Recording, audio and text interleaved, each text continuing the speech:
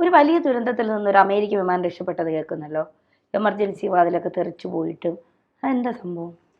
അതായത് നമ്മുടെ അഹമ്മദാബാദ് വിമാനാപകടം അത് നടന്നതിന് ശേഷം ഉള്ള എല്ലാ വിമാനങ്ങളെക്കുറിച്ചും വരുന്ന വാർത്തകൾ വലിയ വാർത്തകളാണ്. അതെ, വിമാനത്തെക്കുറിച്ച് സാധാരണ രീതിയിൽ വരുന്ന നമ്മൾ കേൾക്കുന്ന വാർത്തകളൊക്കെ വലിയ വാർത്തകൾ തന്നെയാണ്. കാരണം അത്ര വലിയ അപകട സാധ്യതയുള്ളൊരു വാഹനം എന്ന രീതിയിൽ തന്നെ അതിനെക്കുറിച്ച് എന്ത് ചെറിയ വാർത്തയാണെങ്കിലും അത് വലിയ വാർത്തയാണ്.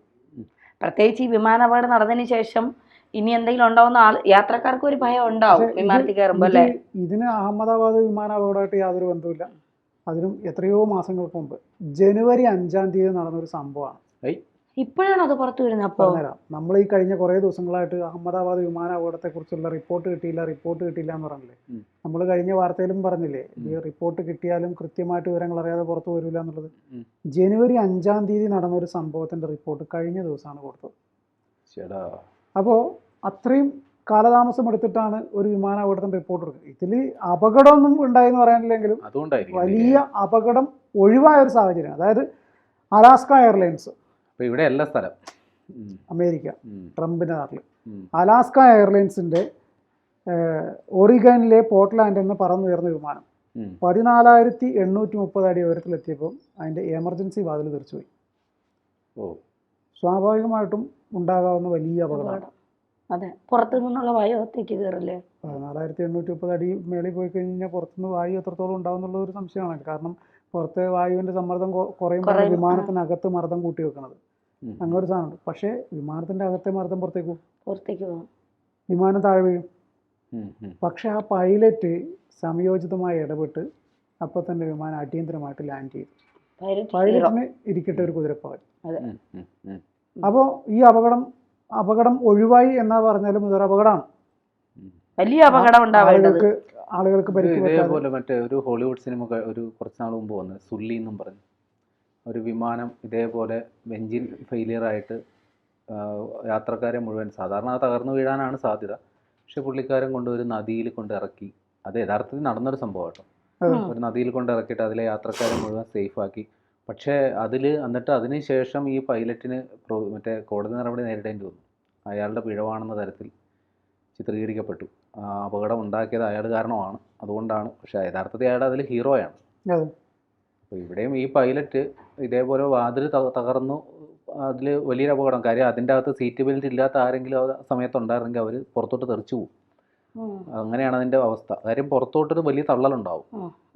ഈ വിമാനം നിർമ്മിച്ചത് ബോയിങ് ആണ്.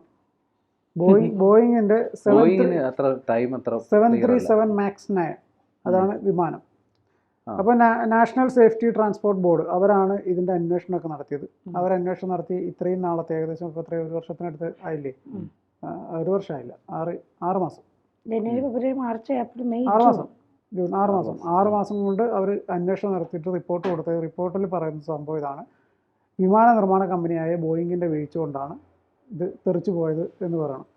അപ്പോൾ ബോയിങ്ങിന് കടുത്ത വിമർശനമൊക്കെ നേരിടേണ്ടി വന്നു. അവരുടെ വിമാനങ്ങൾ, ഇനി നിർമ്മിക്കുന്ന വിമാനങ്ങൾക്ക് കൂടുതൽ സേഫ്റ്റി ചെക്കുകൾ നടത്തണം. ഇപ്പോൾ 1 ലക്ഷത്തിൽ കുറിച്ച് ചെറിയ ആരോപണമൊന്നും അല്ല. നേരത്തെ തന്നെ നമ്മുടെ അഹമ്മദാബാദ് സംഭവം ഉണ്ടായ പശ്ചാത്തലത്തിൽ പണ്ടത്തെ ആരോപണങ്ങളൊക്കെ വീണ്ടും പൊങ്ങി വന്നു. ഉറപ്പാണ്. അവിടുത്തെ പഴയ എഞ്ചിനീയർ പറയുന്നത് ബോയിങ് ഉദ്ദേശിക്കുന്നത് ലാഭമാണ്, സുരക്ഷയേക്കാൾ കൂടുതൽ ലാഭത്തിൽ ശ്രദ്ധ കേന്ദ്രീകരിക്കുന്ന ഒരു കമ്പനിയാണ്. അതേപോലെ ജീവനക്കാർ എങ്ങനെയെങ്കിലും ഈ അപ്പം ചുട്ടെടുക്കുന്ന പോലെ വിമാനം ഉണ്ടാക്കി വെക്കാനായിട്ട് ജോലിക്കാർ നിർബന്ധിതരാകുന്ന ഒരു അവസ്ഥ. അവർ ഈ സേഫ്റ്റി ചെക്കുകളൊന്നും മര്യാദക്ക് നടക്കുന്നില്ല. ഒരുപാട് അതിന് മറുപടി പറഞ്ഞ ബോയിങ് ഞങ്ങൾ 1 ലക്ഷത്തിൽ പരം ചെക്കിങ് നടത്തിയിട്ടാണ് ഓരോ വിമാനങ്ങളും ഹാൻഡ് ഓവർ ചെയ്യുന്നതെന്നാണ് പറഞ്ഞത്. തകരുന്നത് മുഴുവൻ ഇവരതും, പ്രശ്നം ഉണ്ടാകുന്ന മുഴുവൻ ഇവരതുമാണ്. അതിപ്പോൾ എന്തെങ്കിലും ഒരു പ്രശ്നം ഉണ്ടാകും, നമ്മുടെ രാഷ്ട്രീയ പാർട്ടിക്കാർ പ്രതികരിക്കില്ല, ഞങ്ങൾ രാഷ്ട്രീയപരമായ നിയമപരമായി നേരിടും, ഒരു വഴക്കേയില്ല എന്ന് പറയുന്ന പോലെയാണ് ബോയിങ് ആക്കാര്യത്തിൽ. ബോയിങ് എന്താ സതീശനും പിണറായിക്കും രാജീവ് ചന്ദ്രശേഖരനും പഠിക്കുകയാണോ? നോക്കട്ടെ, 1-ാം ക്ലാസ്സിൽ കൊണ്ടിരുന്നിട്ട് അവർക്ക് എന്തോ ആയിക്കോട്ടെ. പക്ഷേ ഇത് വിമാനങ്ങളെന്ന് പറയുന്നത് ഒരു കുറഞ്ഞതൊരു 200 മുതൽ 300 പേരെങ്കിലും ഒരു വലിയ വിമാനത്തിൽ യാത്രക്കാരുണ്ടാവും. അപ്പോൾ അത്രയും പേരുടെ ജീവനും പിന്നെ അത് നിയന്ത്രിക്കുന്ന ജീവനക്കാരുടെയും ജീവനും കൊണ്ട് പറക്കുന്നൊരു സാധനമാണ്. താരതമ്യേന നമ്മുടെ റോഡ് അപകടങ്ങളെ അപേക്ഷിച്ച് ആ ജീവൻ മാത്രമല്ല, ജനവാസ മേഖലയിലെങ്ങാനാണ് ഇത് അപകടത്തിൽപ്പെടുന്നെങ്കിൽ ആ ഏരിയയിലെ മുഴുവൻ ആളുകളുടെ കാര്യം പോക്കാം. അഹമ്മദാബാദ് വിമാനം അവിടെ ഉണ്ടായപ്പോൾ അതിനകത്തുള്ള ആൾക്കാർ മാത്രമാണ് മരിച്ചല്ലോ. ഹോസ്റ്റലിൽ വന്ന് അവിടെ ഉണ്ടായിരുന്ന ആളുകൾ, അവിടെ ജോലിക്ക് വന്ന ആളുകൾ പലരും ആ അപകടത്തിൽപ്പെട്ടില്ലേ? അതെ. ഇപ്പോൾ റോഡ് അപകടങ്ങളെ അപേക്ഷിച്ച് നോക്കുമ്പോൾ താരതമ്യേന അപകടങ്ങളുടെ എണ്ണം കുറവാണെങ്കിലും തീവ്രത ഭീകരമാണ് വിമാന അപകടങ്ങളുടെ. ചിന്തിക്കാൻ പറ്റാത്ത തീവ്രതയാണ്. കാര്യം ഇപ്പം നമ്മുടെ മലയാളിയായ രഞ്ജിത, ആ ശവശരീരം പോലും അത് രഞ്ജിതരാണെന്ന് തിരിച്ചറിഞ്ഞത് എത്രയോ ദിവസങ്ങൾക്ക് ശേഷമാണ്. അപ്പോൾ ഇതാണ് അവസ്ഥ. അപ്പോൾ ഇത്രയും വലിയൊരു സുരക്ഷാ പ്രശ്നം, അതായത് ഇത്രയും പേരുടെ ജീവനും കൊണ്ട് പറക്കുന്ന ഒരു വിമാനം എന്ന നിലയിൽ അതിൻ്റെ സുരക്ഷിതത്വം ഉറപ്പുവരുത്തണം. അതിപ്പോൾ ബോയിങ് ആണെങ്കിലും ശരി, ആ വിമാനം പറത്തുന്ന വിമാന കമ്പനി അധികൃതരാണെങ്കിലും ശരി, ആരെങ്കിലും ഉറപ്പുവരുത്തണം. അല്ലെങ്കിൽ നമ്മൾ എന്തുറപ്പിലാണ് ഒരു വിമാനത്തിലൊക്കെ ചാടി കയറുന്നത്? എനിക്ക് വിമാനം എന്ന് പറയുന്ന പേടി. ഞാൻ ഇതുവരെ യാത്ര ചെയ്തിട്ടില്ല, ഇനി യാത്ര ചെയ്യാൻ ഉദ്ദേശിക്കുന്നുമില്ല. ഈ അഹമ്മദാബാദ് വിമാന ദുരന്തം കേട്ടതിന് ശേഷമല്ലേ? അല്ല, അതിന് മുമ്പ് എനിക്ക് പണ്ടേ ഒരു ശീലം ഉണ്ടായിരുന്നു. ഈ നാഷണൽ ജിയോഗ്രഫിക് ചാനലിൽ എയർ ക്രാഷ് ഇൻവെസ്റ്റിഗേഷൻ എന്ന് പറഞ്ഞൊരു സീരീസ് ഉണ്ട്. ഞാനത് കുറേ കണ്ടിന്യൂസ് ആയിട്ട് കണ്ടുകൊണ്ടിരുന്ന ഒരാളാണ്. അപ്പോൾ അതിൽ ഈ ഓരോ വിമാന അപകടം ഉണ്ടാവും, അതിൻ്റെ കാരണങ്ങൾ എന്തൊക്കെയാണെന്ന് അവർ ഇത് സാമ്പിൾ വീഡിയോസൊക്കെ വെച്ച് നല്ല രസം കണ്ടിരിക്കാൻ. പക്ഷെ അത് കണ്ട് എനിക്കിപ്പോൾ വിമാനങ്ങൾ പേടിയാണ്. അല്ല, വിമാനങ്ങൾ ഇപ്പോൾ MG ശ്രീകുമാറിൻ്റെയൊക്കെ അനുഭവമില്ലേ? അയാളൊക്കെ നിരന്തരം വിമാനത്തിൽ യാത്ര ചെയ്യുന്നു. പക്ഷെ ഒരു അപകടം ഉണ്ടായി കഴിയുമ്പോൾ എല്ലാവരുടെയും മൈൻഡ് സെറ്റ് അങ്ങ് മാറും. എനിക്കും പേടിയായി പറയാം. എനിക്കിത് പൊങ്ങിക്കഴിഞ്ഞാൽ എങ്ങനെയൊക്കെ ഇറങ്ങിയാൽ മതി എന്ന് ഞാൻ ചിന്തിക്കുക. ബാക്കി എല്ലാവരും ഇരുന്ന് ഉറങ്ങുന്നുണ്ടാവും, പാട്ട് കേൾക്കുന്നുണ്ട്. അപ്പോൾ ഞാൻ ഇങ്ങനെ ചുറ്റും നോക്കിയിട്ട് അങ്ങനെ ഇരിക്കും. പൊതുവേ നമ്മുടെ നാട്ടിൽ യാത്ര എന്താ പറയുക, സുഗമമാക്കാൻ, വളരെ വേഗത്തിലാക്കാൻ വേണ്ടിയിട്ട് ഉള്ളൊരു യാത്രാ സംവിധാനമാണ് ഈ പറഞ്ഞ വിമാനം. പക്ഷെ അതിൻ്റെ അപകടം എത്രത്തോളമാണ്, അതിൻ്റെ ഭീകരത എന്താണ് എന്നുള്ളത് പലപ്പോഴും അല്ലെങ്കിൽ ഇതൊക്കെ പ്രശ്നം ഇല്ലെങ്കിൽ EP ജയരാജനെ പോലെ അങ്ങ് ബഹിഷ്കരിക്കണം വിമാനത്തെ. കണ്ണൂരിൽ നിന്ന് തിരുവനന്തപുരം വരെയുള്ള വിമാനങ്ങൾ ബഹിഷ്കരിച്ച് ആ ട്രെയിൻ ആ നിലപാടൊക്കെ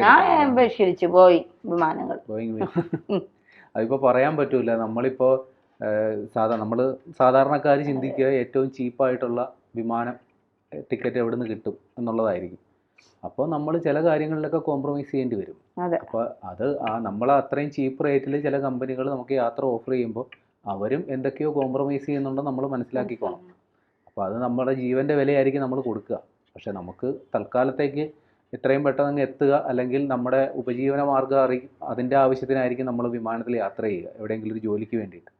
അപ്പോൾ നമ്മൾ കുറച്ച് പൈസ ലാഭം നോക്കി ഈ വിലക്കുറവുള്ള വിമാന ടിക്കറ്റൊക്കെ നോക്കി എടുക്കുമ്പോൾ അതിൻ്റെ പിന്നിൽ ഇങ്ങനെയും ചില പ്രശ്നങ്ങളൊക്കെ ഉണ്ടാവും. വലിയ അപകടങ്ങളായിരിക്കും. കാരണം സുരക്ഷ നമ്മളകത്ത് കയറുമ്പോൾ ചെക്കിങ് മാത്രമല്ലേ ഭയങ്കര സുരക്ഷയായിട്ടുള്ളൂ. ഈ വിമാനത്തിന്റെ അകത്ത് കയറുമ്പോൾ നമ്മുടെ സുരക്ഷ ആർക്കാണ് ഉത്തരവാദിത്വം? ഈ മരിച്ച ഉടനെ ഒരു മണിക്കൂറിനകത്ത് ഈ നഷ്ടപരിഹാരം പ്രഖ്യാപിക്കുന്നതിനപ്പുറം ഇതിന്റെ അകത്തിരിക്കുന്ന നമുക്ക് എന്ത് സുരക്ഷയാണുള്ളത്? ഇന്ത്യയെ സംബന്ധിച്ച് താരതമ്യേന ഇത്തരം സുരക്ഷാ പാളിച്ചകൾ കുറവാണ്. നമ്മൾ അത്യാവശ്യം മര്യാദക്ക് തന്നെ ആ സുരക്ഷാ കാര്യങ്ങളൊക്കെ ചെക്ക് ചെയ്യുന്നു. പക്ഷെ ചില ആഫ്രിക്കൻ രാജ്യങ്ങളിൽ ഈ വിമാനയാത്ര അത് സംബന്ധിച്ചുള്ള വീഡിയോ യൂട്യൂബിൽ തിരഞ്ഞാൽ നിരന്തര അപകടം മാത്രമല്ല, നമ്മുടെ KSRTC ഓർഡിനറി ബസ്സിനേക്കാൾ കഷ്ടമായിട്ട് സർവീസ് നടത്തുന്ന വിമാനങ്ങളുണ്ട് അത്തരം നാടുകളിൽ. അതെ, ഈ നേപ്പാളിലൊരു വിമാനത്താവളം തന്നെ, അവിടെ ലാൻഡിങ് ഭയങ്കര റിസ്ക്കാണ്. അവിടെ ചെറിയ വിമാനങ്ങൾ മാത്രമേ പറ്റത്തുള്ളൂ.